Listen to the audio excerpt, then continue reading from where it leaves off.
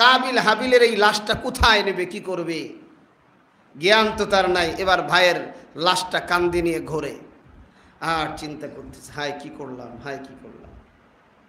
কিন্তু এই লাশটারে কোথায় ঢোকাবে, কি করবে, জ্ঞান নাই। বাবার সামনেও হাজির হতে পারে না।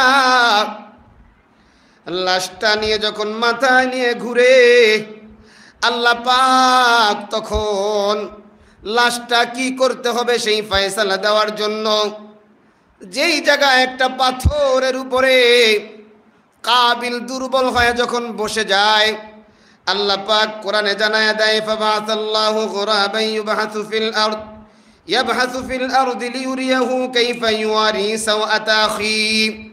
আল্লাহ পাক একটা কাককে, দুনিয়ার জমিনে দুইটা কাককে পাঠায় দেয়। এক কাক আরেকটা কাককে জায়গায় হত্যা করে। হত্যা করার পর কাকের পা এবং মুখ দিয়ে জমিনের কিছু মাটি দুই সাইড দিয়ে আস্তে আস্তে করে খুইরা উঠায়া একটা গর্ত করার পর ওই জায়গায় একটা কাককে ঢুকায়া উপর দিয়ে মাটি চাপা দিয়ে দেয়। কাবিল যখন তাকায়া তাকায়া দেখে, কাবিলের আর বুঝতে বাকি নাই এটা আল্লাহ পাক আমাকে শিক্ষা দেওয়ার জন্য পাঠিয়েছে। কাবিল এবার ঘুম থেকে জাগ্রত হয়, কাবিলের এবার অনুশোচনা আসে। কাবিল এবার ডাক দিয়া কয়, ক্বালা ইয়া লাইতানি আজাজতু আন আকুনা মিসলা হাযাল গুরাব ফাওয়ারিয়া সাওআতা আখি। আল্লাহ পাক একটা কাকের মাথায় যে বুদ্ধি দিছে, ব্রেন দিছে, আমার মাথায় সেই বুদ্ধি আল্লাহ দেয় নাই। আমি তো ধ্বংস হয়ে গেলাম। ফাসবাহা মিনান নাদিমিন, আমি লজ্জিতদের অন্তর্ভুক্ত হয়ে গেলাম।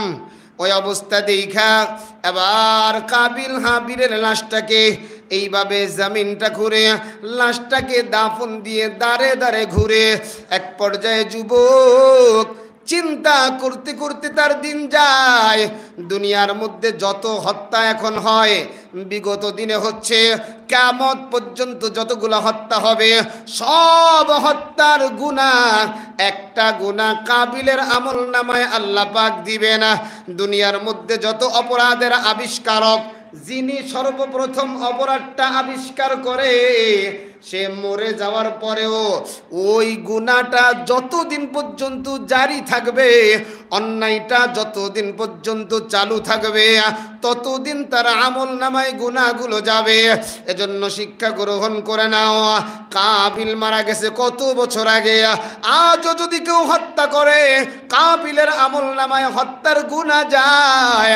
আমি আপনি যেই গুনাহগুলো নতুন করে আবিষ্কার করি, আমি আপনি যেই গুনাহগুলো মানুষকে শিক্ষা দেইয়া, ওই মানুষগুলা গুনাহ করার পরে আমার আপনার আমল নামায় কবরে চলে যাবে। এরে আমার যুবক ভাই, এই জন্য আল্লাহর কাছে দেহের মধ্যে প্রাণ থাকতেই ক্ষমাটা চায় নাও। কোনো ধরনের গুনাহ করা যাবে না। গুনাহ যত ছোট হোক করব না, নেকি যত ছোট হোক ছাড়ব না। এই হলো কুরবানির ইতিহাস। আর আমরা যেই ধারায় কুরবানি করি, পশু জবাই দিয়ে দিয়ে কুরবানি করি, সেগুলো আগুন স্পর্শ করে না। এবং যেই পশুর গোশত আমরা খেতে পারি, সুবহানাল্লাহ, আরো জোরে জোরে কোন সুবহানাল্লাহ, আরো আওয়াজ দিয়ে বলেন সুবহানাল্লাহ। এইটা আল্লাহ রাব্বুল আলামিন ইব্রাহিমের জাতি মিল্লাত আবিকুম ইব্রাহিম হুয়া সাম্মাকুমুল মুসলিমিন।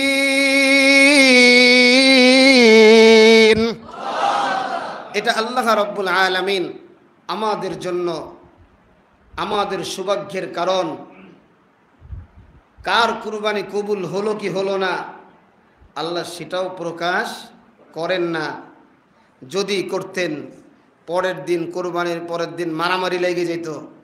আত্মীয়তার রক্ষার্থে 2-3 কেজি 1 কেজি হাফ কেজি গোশত তো পাশের বাড়িতে দেই। হ্যাঁ, তুই কি গোশত দিছিস, তোর তো কুরবানি কবুল হয় না, কথা কয় না। আল্লাহ পাকের কত ইহসান।